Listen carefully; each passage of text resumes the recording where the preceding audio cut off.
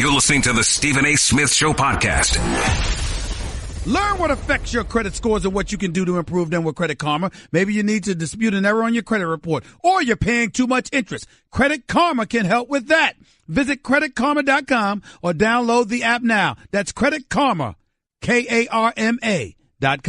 It's time for Straight Talk, brought to you by Straight Talk Wireless, best phones, best networks, no contracts. Lots of stuff to get into today. Of course, the NCAA, they've got a commission. They've got a recommendation from the commission. We definitely will be talking about that. Apparently, the commission has proposed getting rid of the NBA's one-and-done rule. The NCAA's one-and-done rule, rather. The NBA, with their 19 years or, 1 year removed from that, they made some suggestions with that, basically talking about the NCAA working in concert with the NBA. There's some things they did do that I liked. There are other things they didn't suggest that I did not like. These are the kind of things that we will get into as the show progresses today, right here with Stephen A. on ESPN Radio. That's one thing that we definitely will get into. The other is Meek Mill. Meek Mill, rap artist out of Philadelphia, freshly released from Pennsylvania State Penitentiary. No doubt, Robert Kraft, owner of the New England Patriots, along with Michael Rubin, the minority owner for the Philadelphia 76ers, had something to do with that. Rubin picked him up himself, heliported him into the stadium, Wells Fargo Center last night in Philadelphia, Pennsylvania, where I was in attendance. And yes, I did see and speak to Meek Mill, and I'll share that with you a little bit later on in the show. But the bottom line is clear. He is out of prison. He is free. And how do I feel about all of the roaring and the hoopla that was, and the celebration that was associated with it? I'll share that with you in just a few minutes. But first things first, because the first thing that we got to get into are the games themselves. And what it comes down to is this. The Warriors finished off the San Antonio Spurs in 5 games last night. They take on the New Orleans Pelicans next. The Philadelphia 76ers, they took the Miami Heat out in 5. As a result, they face the winner of Boston-Milwaukee next. In all likelihood, it'll be Boston. The Cleveland Cavaliers play a game tonight. Could this be LeBron James' last game in Cleveland? I'm here to tell you that answer is no. Cleveland's not losing tonight. Cleveland's going to win this series in 6 games as far as I'm concerned. Indiana, I like them a lot. Oladipo is a star, but there are levels to this. And LeBron is on another level, and even though he appears to be a one-man wrecking crew against this particular team, I think it's going to be enough. So the real question to me is not about LeBron James in terms of whether or not this is his last game in Cleveland because of a loss, a potential loss, and then a potential loss in Game 6. To me, the issue is us asking that question at all. Have we reached a conclusion where there is no way in hell that LeBron James is staying in Cleveland? Have we reached a conclusion that not only do we believe he's gone and he's not going to stay in Cleveland, have we asked ourselves, would he be completely justified? And after we answer those questions, then we must ask ourselves this. Where would be the best place for LeBron James to go? Should he come to New York and join Kristaps Porzingis? Should he go to L.A. and join Kuzma and Randall and Lonzo Ball and Brandon Ingram? Should he go to Houston, where he could join CP3 and James Harden? Or should he come to Philadelphia, Pennsylvania, to join Ben Simmons and Joel Embiid and about 5 dudes over 6'6" who can all shoot? And I haven't even brought J.J. Redick into the equation, who's their best shooter, most experienced player, and signed a 1-year, $23 million deal last summer to be here. Now, ladies and gentlemen, I must say to you, not that I feel this way, but on this particular moment, just to bring some levity to the situation, in this particular moment, if I wanted to have something against J.J. Redick, it would be justified. Now, Stephen A., oh my goodness, Stephen A., what are you talking about? This is the first I'm hearing of this. How did this happen? What are you doing turning against J.J. Redick? I'll tell you how.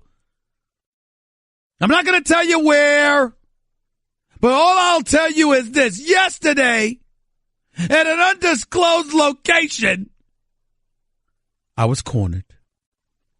Ben Simmons, Robert Covington, J.J. Redick, and that turncoat, one of my best buddies in the world, who works for the Philadelphia 76ers. His name is Al Lumpkin. That Benedict Arnold. That turncoat. He betrayed me.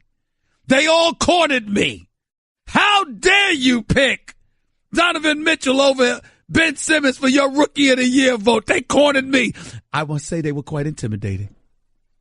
J.J. Redick, he did everything but call me an idiot. He did everything but call me an idiot. And I got to say this to you, as offended as I am, I was kind of scared. Because, damn it, they were making some good arguments. I got to confess it. They had me cornered. I mean, it was a tough meeting. I got to confess. I felt like I was in front of the Justice Department. I mean, it was bad. They cornered me. Okay? And they made some very good arguments, if I should say so myself. I couldn't even deny it. But I prevailed, ladies and gentlemen. I stood my ground. And J.J. Redick looked at me with such disgust. I almost forgot I was cool with the brother. I almost forgot I was cool with him. I really, really did. But it was a fun moment, and they do make some very compelling arguments on behalf of Ben Simmons for Rookie of the Year honors. There's no question about it. But transcending beyond that, the Philadelphia 76ers are for real to me, y'all. They just are. They're just loaded. They have depth. They have size. They have athleticism. They have leadership. They've got a point guard in Ben Simmons who is a superstar in the making. They just got it all, man. This is a special crew. And I think that they're going to go to the finals. Now, do I think they will beat the Golden State Warriors with Steph Curry? Absolutely not. But I do believe if Steph Curry comes back and they're healthy, the Golden State Warriors against the Philadelphia 76ers would be a tremendous NBA Finals series. I really, really believe that. I think it would be something special to behold. It would. Houston against Philly would be great, too.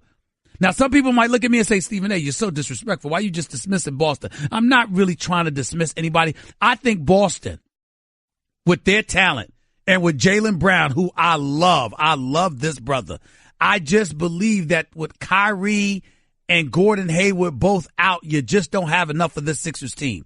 Because Ben Simmons with Joel Embiid, the combination of what they do on a basketball court opens things for shooters. And Bellinelli can shoot. Ilyasova can shoot. Covington can shoot. Redick is a sniper. Anderson can shoot. And when you look at this team and what they bring to the table and the fact that they hit perimeter shots and they defend, I can't say enough. I just can't say enough about what I see from these Philadelphia 76ers. It simply cannot be ignored. The time has come. The time has arrived for us to concede that. Now, you got other people holding on to Toronto. They're looking at Boston. Those are the two biggest threats. They're not showing the Washington Wizards enough respect, and maybe Washington deserves that at this particular moment in time, even though they've won two straight and they've notched that series with Toronto at 2-2. I look at Indiana. I'm not sold, y'all. I think LeBron wins this series in 6 games, like I said before the series began. But I'm just of the mindset right now, the big question right now is where should LeBron go next? See, to me, if you're just thinking about basketball, of course you say Philly. Because LeBron with Ben Simmons would almost be unfair.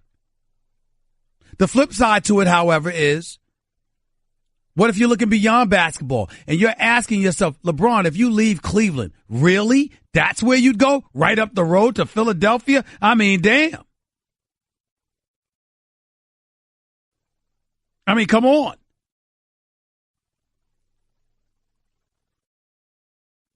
I don't know.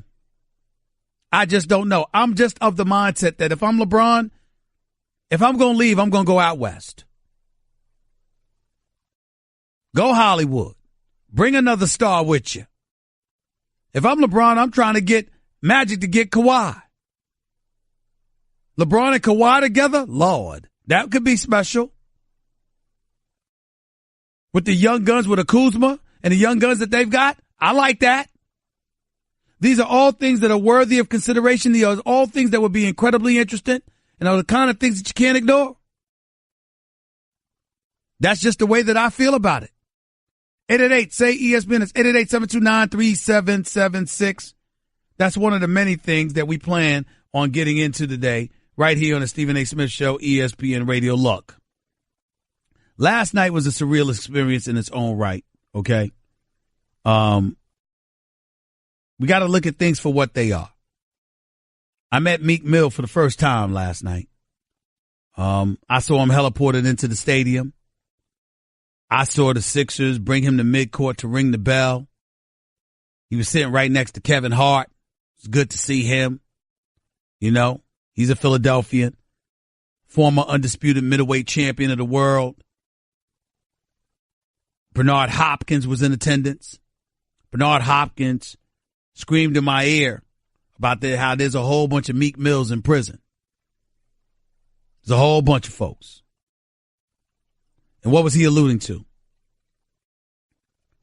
I think it's time for us to be careful and to really dissect this for what it is and really dig deep into exactly what transpired and why it's so important for all of us to sit up there and just look at things for the way they are and the way they should be. On one hand, we have to think about something here. The issue of mass incarceration and a parole/probationary system in this country is something to take a good, long, hard look at. It can't be ignored. It simply can't. You have a situation right now where in Philadelphia, you're talking about a probation rate that's the highest arguably in the country. You're talking about folks being labeled as parole violators because they left the state when what they did was leave Philadelphia and go to Cherry Hill, New Jersey for dinner. And because they cross state lines, you're in violation of your probation and you get to sit in jail at the discretion of the judge until the judge elects to let you out. And sometimes that's 3, 4, 5 months at a time. And all we hear is that you violated your parole, but people are trying to give the impression that you've committed a crime. These are the kind of things that we've got to pay attention to. Meek Mill ultimately was accused of violating his probation. And I forgot what it was about, but Pop and Wheelies had something to do with it. And so the judge wants to bring the hammer down. Even the prosecutor did not recommend jail time. If the prosecutor didn't recommend jail time and you've got a defense attorney that's saying this is personal and a judge who handed down a sentence to him from a decade earlier and somehow, some way, this same judge keeps presiding over him. And she's talking about sending a message. Does that not sound personal to you? So in that regard, you hear those kind of things and you're saying, this is a bit excessive. This is a bit too much. There's something wrong with this picture and there's something that needs to be done about this. The judge, Brinkley, sentenced Miller 2 to 4 years in prison for violating probation. She cited a failed drug test, failure to comply with an order restricting his travel, and 2 other unrelated arrests. One in St. Louis for a fight in an airport where charges against him were later dropped, and the other for reckless driving in New York City when he was popping wheelies.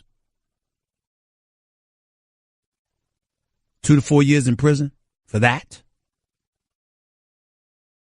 We have to start thinking about things like that. To me, we also need to start thinking about who's profiting off of the prison systems. Last time I checked, you've got some private contractors owning prisons. You flood those prisons, it's good for business. So is it really about laws? Is it really about morals? Or is it really about feeding a system monetarily into perpetuity? What is it about? Now, I say all of that by saying this. I don't know Meek Mill from a can of paint. I've listened to a couple of his records. I know he's pretty damn talented. I know he used to date Nicki Minaj. No crime in that.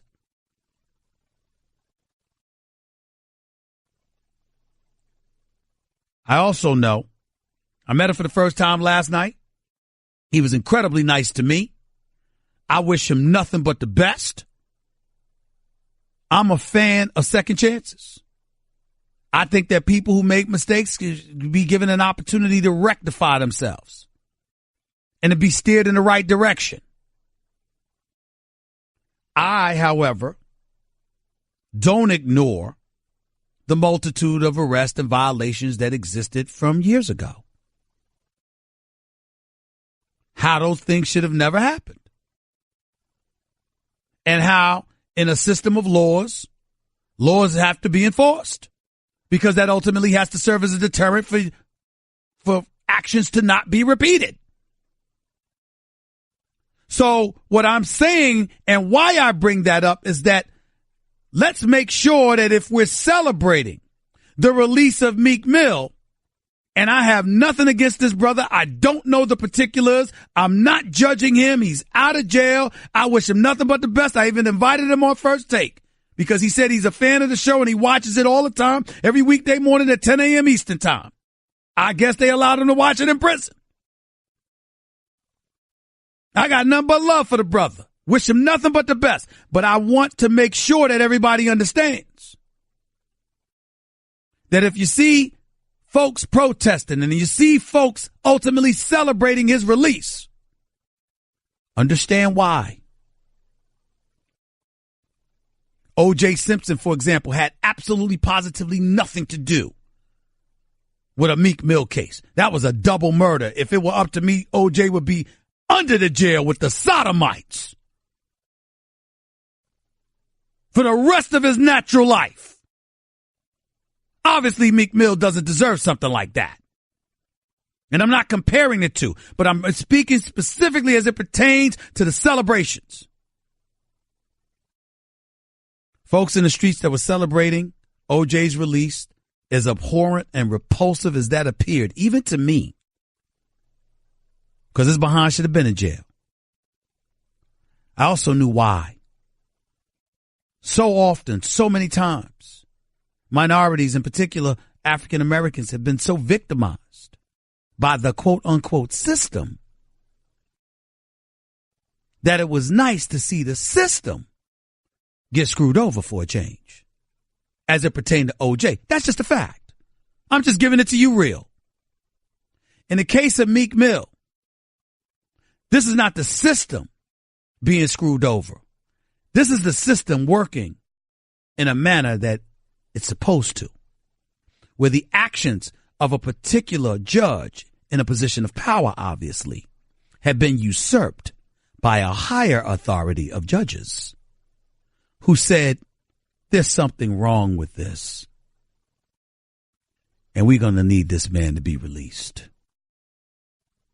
And while we're at that, ladies and gentlemen, as sickening as it may be for some of us, particularly from the minority communities, to always see someone from the white community getting credit, facts are facts. Don't think for one second that Robert Kraft and Michael Rubin had nothing to do with his release. When a billionaire owner for the NFL shows up to support you, and an owner for an NBA franchise shows up to support you, and they represent a league that's predominantly black, that rakes in billions for a local economy, that kind of matters whether you like it or not. So there's credit to be spread and circulated all around here. And there is cause to celebrate Meek Mill's release. But whether it pertains to Meek Mill specifically depends on how he conducts himself moving forward to make sure that the efforts on his behalf were not in vain. But the real reason for the celebration is that our system of justice has provided us all with hope that the issue of mass incarcerations, that the probations and the parole system that exists in our country has to be addressed quick, fast, and in a hurry. And this was a profound step in doing just that. That is the reason that we should be celebrating Meek Mill's release. And if indeed that is the reason we're celebrating, then cheer on. Cheer on. If Meek Mill specifically is the reason, and the only reason we're celebrating it, then whether or not our celebration was in vain is entirely up to him. Straight Talk Wireless, nationwide coverage on America's largest and most dependable 4G LTE networks. Craving even more of Stephen A? Him of all people! For around-the-clock access to the man? I'm Stephen A! You can follow him on Twitter and Instagram at Stephen A. Smith and on Facebook at Stephen A. Stephen A. Smith Show, ESPN Radio is presented by Progressive's Home Insurance. Get your quote at Progressive.com today. News came out this morning.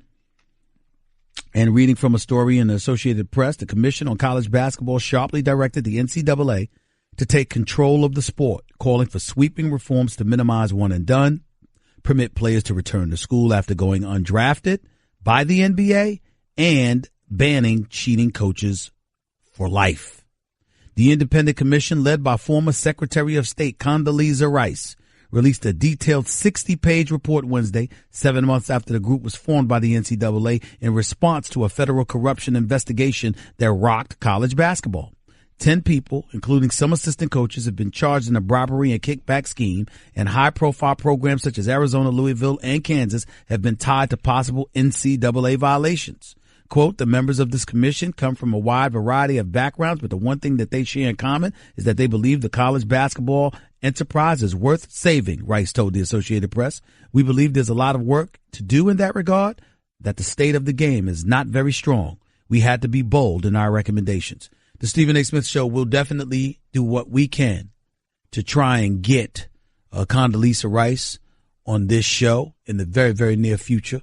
Looking forward to talking to her whenever I'm privileged to have that day occur. Definitely something that I'm looking forward to. Here's my issue. I have no problem with their position on the one and done rule. It needs to go. I love the fact that they want to allow players who entered the NBA draft but did not get drafted to return back to college basketball. I love that. I think that's a beautiful, beautiful thing. I love the idea of a lifetime ban for coaches who are violators, of major transgressions, major violations. Those who commit them should be banned for life. Here's one thing that I would say I wish I would have seen, if not two things. A, I wish I would have seen them say, not only are you banned for life from college basketball, we've reached an agreement with the NBA that says you're going to be banned from them too. And if not total outright banishment, at least say you can't be a head coach on the NBA level. That would be nice. Because if you're the NBA, why should you want cheats in your league? So I cheat in college basketball, but I'm going to come to your league. Why would you want that? Band together as lovers of basketball and demand that a certain level of integrity is exercised no matter what. If you can't do that, why should you be there? So that's a big deal with me. And I'm not saying that you shouldn't be allowed a second chance, even if you commit a major violation. I'm not saying you shouldn't be allowed a second chance to work. I'm saying you shouldn't be allowed a second chance at that particular job. In other words, you can never be a head coach again. You be an assistant. You could be an assistant coach. You could be a scout. You could be something like that, but you are not allowed to ever be the head coach of a program again. That's what I am a proponent of. So I look at that idea, and that really, really resonates with me. Outside of that, the one other thing that I didn't see that I would have liked to have seen, I would like to have seen the sneaker companies addressed. They have incredible influence. It's not about the AAU coaches. Somebody's paying them, and the high school coaches. Who do you think it is? It's the sneaker companies. When you get involved with the sneaker companies and you start highlighting the role that they play in influencing who's hired, in influencing the power of a program because of the money that they funnel into programs, those are things that can't be ignored, and I don't think they should be. So I think that those are the kind of things that was missing from this sport. The AAU is not the problem. It's who's financing them that's the problem. And see, we say this, and we might have, think about this. I'm going to tell you who comes out looking really pretty in all of this. LeVar Ball. Heard that name in a while, have you? Haven't heard that name in a while, have you? In Lithuania with his sons, for the most part. I think he's back by now. But let me tell you why he comes up looking good. Because the things that he was trying to do, he talked about what the NCAA has been doing. And he said, why on earth should I have to deal with that? He said, folks exploit our children all the time. Why can't we exploit them if the ones who are benefiting are their own families? Why can't we do that?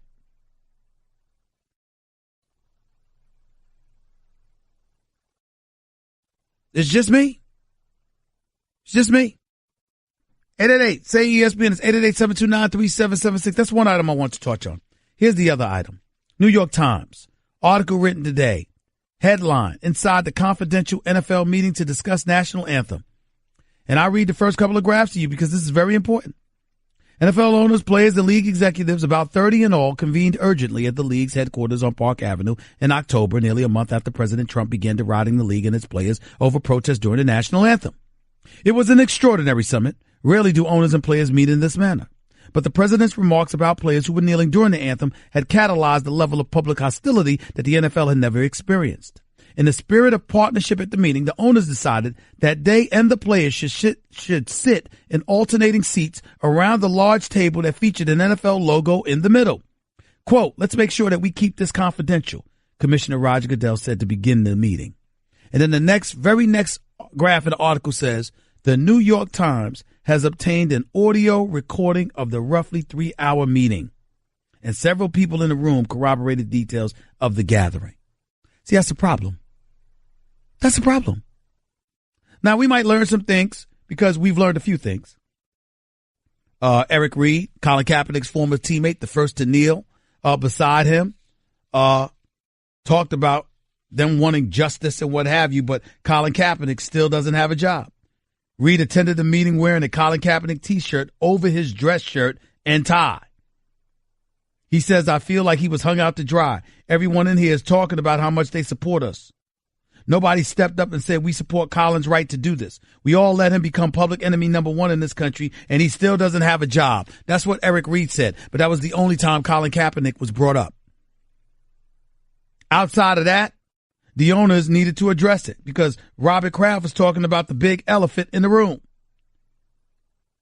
I shouldn't say Eric Reed was the only one that brought up Colin Kaepernick. Chris Long, according to this article, he brought him up as well. He said if he was on a roster right now, all this negativeness and divisiveness could be turned into a positive. Long said he did not wish to lecture any team on what quarterbacks to sign, but, quote, we all agree in this room as players that Colin Kaepernick, should be on a roster. The owners' responses were non-committal. The Eagles owner Jeffrey Lurie said that fighting for social justice is not about one person. He called Robert Kraft, the owner, the elephant in the room, called his friend, who he's been a longtime supporter of. He said it's divisive and horrible what Trump was doing. Lurie called Trump's presidency disastrous. Buffalo Bills owner Terry Paguglia sounded anguished over the uncertainty of when Trump would take another shot at the league. All Donald needs to do is to start to do this again. We need some kind of immediate plan because of what's going on in our society. All of us now, we need to put a Band-Aid on what's going on in this country. Jacksonville Jaguars owner from Pakistan, Shad Khan, countered that the worst was behind them. He said all the damage Trump's going to do is done. The owners kept returning to one bottom line issue. Large numbers of fans and sponsors had become angry about the protests. Boycotts had been threatened and jerseys burned, and most worrisome, TV ratings were declining. Houston Texans owner Bob McNair, we all remember him, right? Can't let those inmates run the asylums. Remember him? He said, you fellas need to ask your compadres. I'm reading from the Times here. This is not me. He said, you fellas need to ask your compadres. Fellas, stop that other business. Let's go out and do something that really produces positive results, and we'll help you. That's what McNair said. Stephen Ross raised the idea of a march on Washington by NFL players and owners. They weren't really trying to hear that one. Okay? And by the way, if you're wondering about the March on Washington and how some folks outside the black community might feel about another march, go watch Dave Chappelle on Netflix. He said if Martin Luther King had a sneaker deal, he'd be gone. He would have been gone. He would have never become who he became. He'd march on Washington. Dave Chappelle did some skit talking about, Martin, we really love the march. He said, we really need you to tone down the rhetoric. But I don't understand. I thought that's why I had a sneaker deal in the first place. Yeah, the marching, we've got no problem with that. But the rhetoric, go see Dave Chappelle on Netflix. It was hilarious. But you get the picture and you get the point, don't you? When you talk about these things, they're sensitive subjects. I mean, think about it. Before the meeting, owners had quoted Thomas Paine, that was Arthur Blank. Martin Luther King Jr.'s Selma March, Ross from the Dolphins. And Giants owner John Mara expressed hope. We have a chance to do something monumental. DeMaura Smith, executive director of the Players Union, said, I like the language of, quote, unquote, our issues. And, of course, they ultimately issued a statement saying NFL executives and owners joined NFLPA executives and players leaders to review and discuss plans to utilize our platform to promote equality and effectuate positive change. Here's the problem with all of this, ladies and gentlemen. The meeting was leaked. And when you have a meeting that's leaked, trust diminishes drastically. Which means another meeting like this either wouldn't take place or there would be nothing authentic that came out of it. Because people would be worried about being taped secretly. Trust matters. Trust was violated here. And whoever did it, whether it was an owner or a player, whomever did it, should be ashamed of themselves. They cannot be trusted. You could have simply come out, went on camera, and said what you had to say. To secretly tape somebody and put them in that position is wrong. Because it builds and foments distrust. And you can't do that and expect to be dealt with on the up and up in a world of business. Now, having said all of that, notice how they talked about doing something that we could do to provoke change. Notice how everyone was non-committal about Colin Kaepernick. You know why they were non-committal about Colin Kaepernick? Because Colin Kaepernick is not the issue to them. Their money is. And their attitude is, we have nothing against Colin Kaepernick, other than the fact he's costing us money. If he wasn't costing us money, we wouldn't care. Now, ladies and gentlemen, in the world of business, I want you to tell me where you can find somebody that's going to think otherwise. I want you to show me where you're going to find somebody that's not going to give a damn about the bottom line, and all they care about is doing the right thing. We're not talking utopia here. We're just not. The fact of the matter is that if you are a person that is a business owner, It's virtually impossible to believe that you're not going to care about the bottom line. So Eric Reid coming in there with the Colin Kaepernick shirt on over his shirt and tie is admirable. I applaud his courage. But Nuno, John, could y'all double check for me? Didn't Eric Reid say he wasn't going to kneel anymore? I think he did. Let me double check that. Because you see, I'm pretty sure that he did say that. I'm pretty sure that he said that. See, these are the kind of things that we got to put on our big boy and our big girl pants about.